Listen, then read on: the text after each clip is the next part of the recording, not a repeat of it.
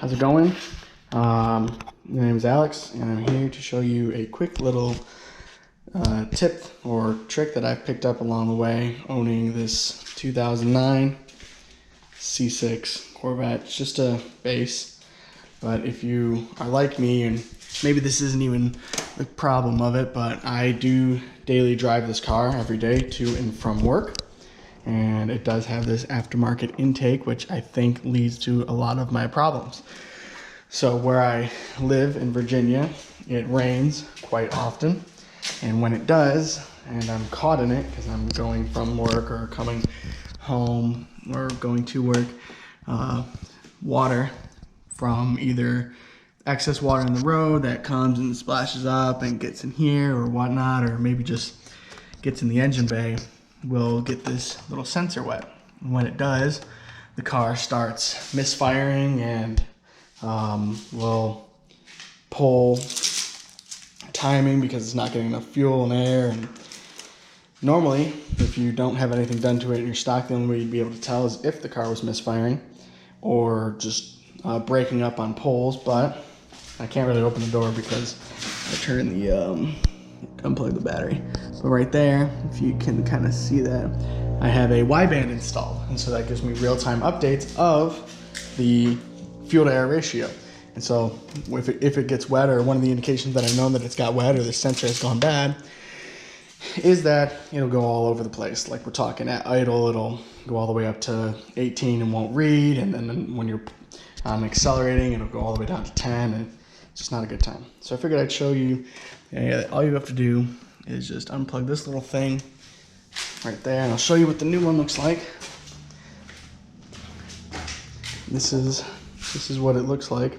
It's the mass airflow sensor, and if this gets wet, it won't read properly the amount of air to come in to tell the engine for the amount of fuel to give. So that's why it goes bad and does all these weird things. So I'll just show you real quick. All you need is a flathead, and I guess a 10 mil to unplug the battery, but you don't need to if you don't want to. And then you're just going to take off. There's a little screw right here, and a little screw down there that you can't really see. So we'll cut back when I'm done and have the car running, and if this is what's wrong with it, it'll fix it and it'll work itself out. And maybe I'll have to go for a little drive to let it configure and the computer to read and make sure it's reading correctly. And if it doesn't fix it, then, well, you'll probably never see this video. So a couple things too is this will only go in here one way properly, or it's supposed to. So it'll be more like this because they're offset down here. Can't really see because I don't have good lighting in here. But if I use both of my hands, so you'll see that they have two holes right there, and they're offset. One's to the right, one's to the left. So properly, it'll only go in there, or it's supposed to go in there that way. I'm sure you can finagle it if you mess it up good enough and get it to go in with only one seating, but you only get one to seat. And when you do get it unplugged, it's a little tricky because this little piece right here has this little button. So you would push down on this and you'll hear it click when you pull it, because it'll come unloose from the inside, and what is on there is this little gray piece as well. So you got to remove this first, and that'll allow you to then slide this off or on. So, little update on that. But so we're inside the car now, and I should have did it before video of what the car was like running before, but you'll know because like I said, it'll be bucking real hard and just like shaking real bad at idle, and when you go to accelerate, it's breaking up all over the place. And you'll have a check engine light here, because if it misfires like mine tends to do when this happens, it'll throw a code for you, and then it'll say service traction, all that stuff will pop up. It's gone away. I did disconnect the battery, so it reset the computer. So after driving it a little bit, if the problem is still there, then it wasn't the mass airflow sensor, and it might be something else to deal with the air to fuel ratio, like your O2s or your MAF, or something else got wet or whatnot, if you know this happened after you were driving in the rain. But this is the the wideband I was talking about. This is what it looks like. It's on, and it reads air to fuel mixture right there. Zoom in that air fuel ratio. I have an AEM one. Now this isn't necessary by any means for your daily driver. I do recommend someone to have some sort of device to be able to read these things. It's nice to know. I know I have an empty gauge down there, but I haven't figured out what I want to put there yet. It's nice to know that, like, your car is, you know, getting proper air and fuel when you're driving.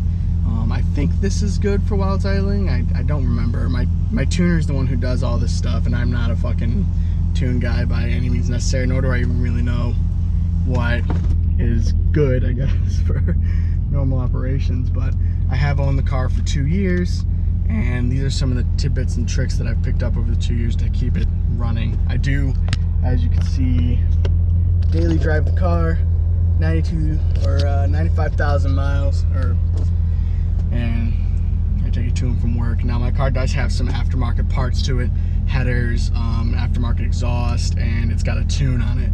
So this is just nice, so that way I can run open loop tuning, which if you know what that is, then you'll understand why some people choose it as opposed to closed loop. I don't have catalytic converters, which is one of the main reasons why I do it. And if I don't have cats, then the O2 sensors go bad every now and then. And when that happens, it's something different from when this happens. So that's why one of the first things I go to is the mass airflow sensor, because if your O2 sensors go bad, or they're burnt out, or they're clogged, your car still drives, but it just has a problem. It'll do reduced power mode, and it shifts real weird or gets stuck in gears, and your fuel mileage will be atrocious, which this does the same thing too. So let's give it a drive, I guess, and see if she's good.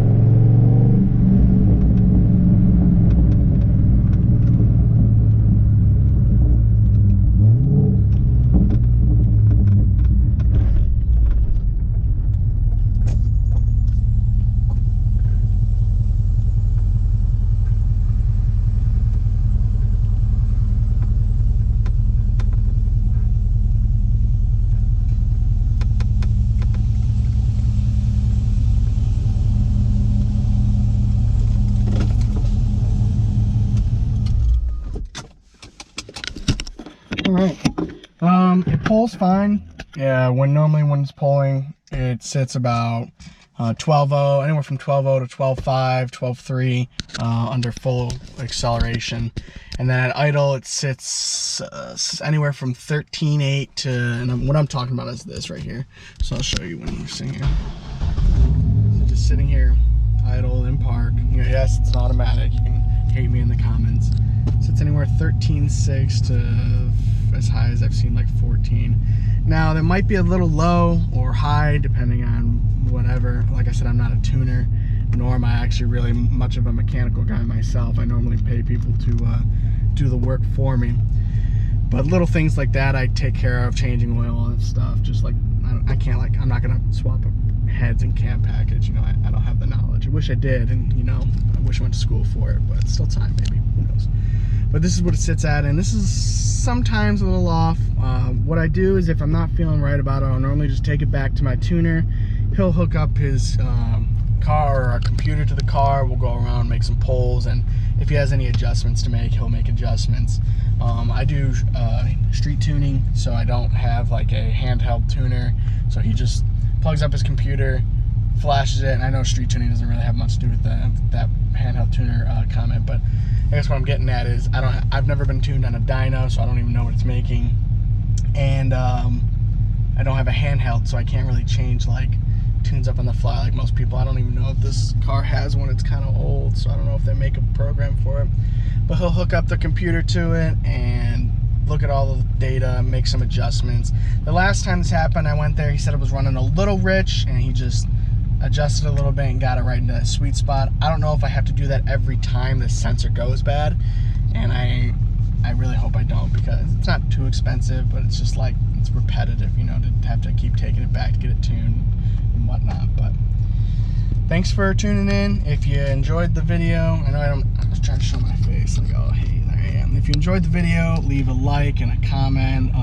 If there's something that I said wrong, correct me. If you have any more tips or any other suggestions as to what could be part of the problem, let me know. I don't know if it's just because I have an aftermarket cold air intake in there and it just has more of a surface area to take in water. Like, these cars aren't exactly high rolling cars, and sometimes I get caught in some pretty high wakes from other people's water trails on the road and whatnot.